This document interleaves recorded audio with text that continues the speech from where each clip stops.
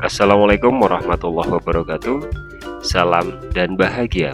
Berjumpa kembali dengan saya Eko Setiawan, calon guru penggerak angkatan 8 dari SMP Negeri 1 Comal, Kabupaten Pemalang.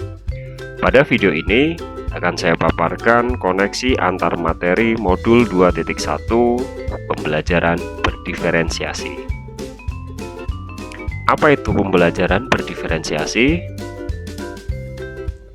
Pembelajaran berdiferensiasi adalah usaha guru dalam menyesuaikan proses pembelajaran di kelas untuk memenuhi kebutuhan belajar murid. Artinya, pembelajaran berdiferensiasi adalah pembelajaran yang mendukung semua murid di kelas kita. Ingat, setiap anak adalah unik, mereka punya kelebihan dan kekurangannya masing-masing. Begitu pula dengan minat, gaya belajar, kebiasaan, pola pikir, kemampuan, literasi, dan lain-lain. Pasti semuanya berbeda. Nah, disinilah diperlukan usaha guru untuk dapat memenuhi kebutuhan belajar murid yang berbeda-beda agar mereka merasa nyaman saat belajar di kelas dan tentunya tujuan pembelajaran dapat tercapai. Lalu, bagaimana cara untuk dapat melakukan pembelajaran berdiferensiasi di kelas? Agar dapat melakukan pembelajaran berdiferensiasi, guru harus memahami tujuan pembelajaran terlebih dahulu. Kemudian, selanjutnya mengetahui dan merespon kebutuhan belajar murid. Menciptakan lingkungan belajar yang mengundang murid untuk belajar, melakukan manajemen kelas yang efektif, dan melakukan penilaian berkelanjutan berkaitan dengan kebutuhan belajar murid. Guru harus memahami 3 aspek berikut ini. Yang pertama itu adalah kesiapan belajar atau readiness, yang kedua minat murid, dan yang ketiga profil belajar murid. Kesiapan belajar murid atau readiness. Kesiapan belajar mengharuskan guru untuk menilai pengetahuan awal dan menentukan apa yang telah murid ketahui dan di mana murid berada. Yang kedua, minat murid. Minat setiap anak pasti berbeda-beda. Minat adalah salah satu motivator penting bagi murid untuk terlibat aktif dalam proses pembelajaran. Dan yang ketiga adalah profil belajar murid. Profil belajar murid berkaitan dengan lingkungan budaya, gaya belajar, dan kecerdasan majemuk yang berbeda antara satu anak dengan yang lain. Kebutuhan belajar murid dapat diidentifikasi berdasarkan cara berikut ini. Yang pertama, mengamati perilaku murid. Yang kedua, mengidentifikasi pengetahuan awal. Yang ketiga, mereview dan melakukan refleksi terhadap praktik pengajaran. Yang keempat, berbicara dengan guru murid sebelumnya. Yang kelima, membaca raport murid di kelas sebelumnya.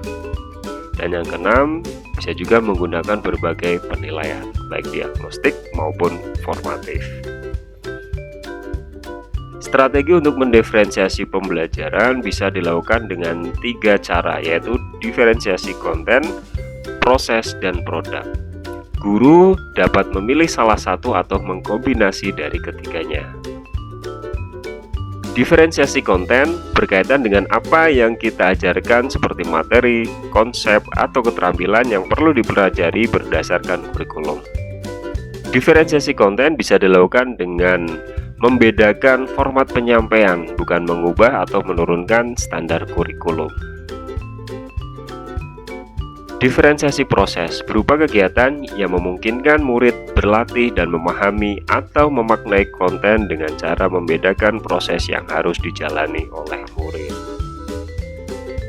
Dan diferensiasi produk berupa bukti yang menunjukkan apa yang murid telah pahami dengan cara membedakan atau memodifikasi produk sebagai hasil belajar murid, hasil latihan, penerapan, dan pengembangan apa yang dipelajari. Lalu, adakah keterkaitan antara modul pembelajaran berdiferensiasi dengan modul sebelumnya? Untuk dapat melakukan pembelajaran berdiferensiasi, maka guru harus berusaha memenuhi kebutuhan belajar anak sesuai dengan kodrat alam dan kodrat zaman, berdasarkan filosofi Ki Hajar Dewantara. Dalam melakukan pembelajaran berdiferensiasi, seorang guru harus berpihak pada murid, reflektif, mandiri, kolaboratif, dan juga inovatif untuk dapat menciptakan pembelajaran berdiferensiasi agar dapat memenuhi kebutuhan murid.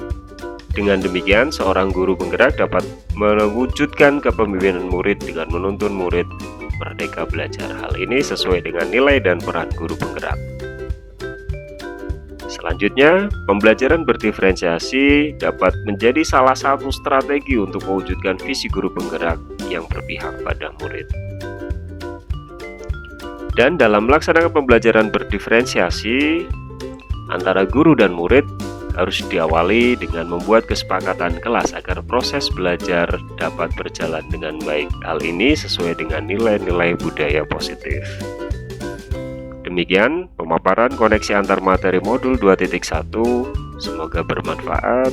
Terima kasih, salam dan bahagia. Wassalamualaikum warahmatullahi wabarakatuh.